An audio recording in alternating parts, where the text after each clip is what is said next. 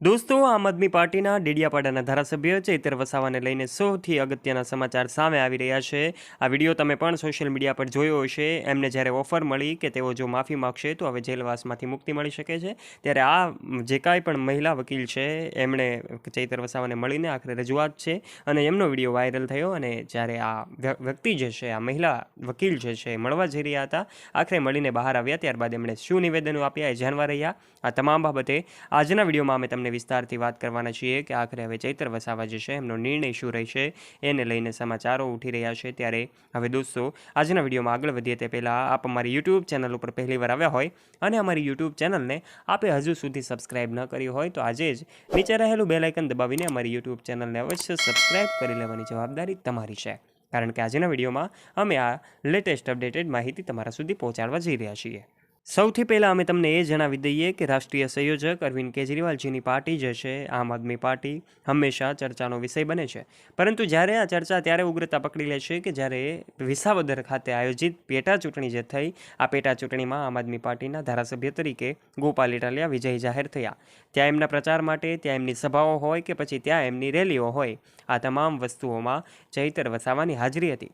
જી હા દોસ્તો, ચૈતર વસાવા જેઓ આમ આદમી પાર્ટીના ડેડિયાપાડાના ધારાસભ્ય છે, તેઓ વર્ષ 2022ની ચૂંટણીમાં વિજયી જાહેર થયા હતા। તેઓની ચૂંટણીમાં વિજયી જાહેર થતાની સાથે જ એમની લોકચાહના દિવસે ને દિવસે ખૂબ વધી રહી હતી। એમનો સમાજ હોય, એમના ચાહક મિત્રો હોય અને એમનું જે સંગઠન છે એ ખૂબ મજબૂતાઈથી લડી રહ્યું હતું।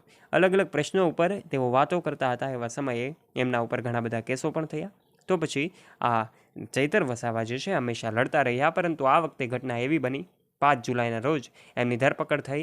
એક જે કાંઈ પણ મનરેગા કૌભાંડ અંતર્ગત પોતે રજૂઆત કરી રહ્યા હતા, એમને લાગતું હતું કે આ કૌભાંડ છે, અને પ્રાંત અધિકારીની ઓફિસમાં જ્યારે આ મામલો બન્યો, બંને જે કાંઈ પણ એમના સમાજના વ્યક્તિઓ હતા એમના વચ્ચે ઉગ્રતા પકડી લેશે આ મામલો, અને પોલીસ કેસ સુધી પહોંચે છે અને એમના ઉપર કેસ થાય છે, ધરપકડ કરવામાં આવે છે। અને ત્યારબાદ જે આ મામલો સામે આવ્યો, એમના જે સમાજ છે, એમના ચાહક મિત્રો છે, દરેક લોકોમાં ઘેરા રોષનો માહોલ હતો।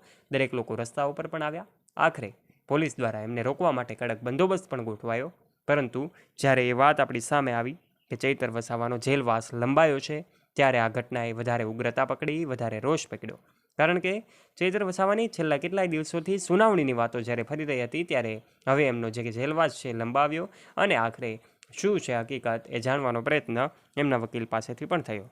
ત્યારે એમના વકીલે એવું કહ્યું કે આખરે ચૈતર વસાવાનો એક વિડીયો ક્લિપ જે છે એમની સામે આવી, પોલીસને પ્રૂફ તરીકે રજૂ કરી હતી, અને ત્યારબાદ એ વિડીયો જોઈને એમનો જેલવાસ છે લંબાઈ શક્યો છે। એવી શક્યતાઓ વચ્ચે હવે તેઓ હાઈકોર્ટના દરવાજા પણ ખટખટાવવાના હતા।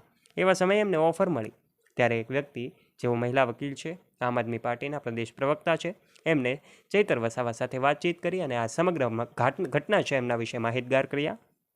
ત્યારે હવે એવું જાણવું રહ્યું કે ચૈતર વસાવા જે છે એ પોતે આ જે કાંઈ પણ એમને ઓફર મળી છે, ઓફર સ્વીકારીને આ તેમના સમાજ વચ્ચે આવીને તેઓ માફી માગશે, કે પછી એમણે જે કાંઈ પણ રજૂઆત કરી છે, આખરે તેમણે જે કાંઈ પણ એમને ઓફરો મળી છે એમનો સ્વીકાર કરશે, કે પછી એવો હાઈકોર્ટના દરવાજા ખટખટાવશે। દોસ્તો, આપને શું લાગે છે? આપના વિચારો નીચે કમેન્ટ બોક્સમાં કમેન્ટ કરીને આપ જરૂરથી જણાવજો। આ ચૈતર વસાવાની ધરપકડ વિશે આપના વિચારો કમેન્ટ બોક્સમાં આવકાર્ય છે।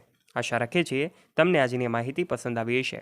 જો દોસ્તો તમારી માહિતી અને જ્ઞાનમાં વધારો થયો હોય તો આ વિડીયોને લાઇક કરી દેજો। તમારા ફ્રેન્ડ્સ સાથે આ વિડીયોને શેર કરવાનું ના ભૂલતા, તથા આવા ને આવા રસપ્રદ અને રોચક વિડીયોઝ નિહાળવા માટે આજે જ નીચે રહેલું બેલ આઇકન દબાવીને અમારી યુટ્યુબ ચેનલને અવશ્ય સબસ્ક્રાઇબ કરી લેવાની જવાબદારી પણ તમારી બને છે। ધન્યવાદ।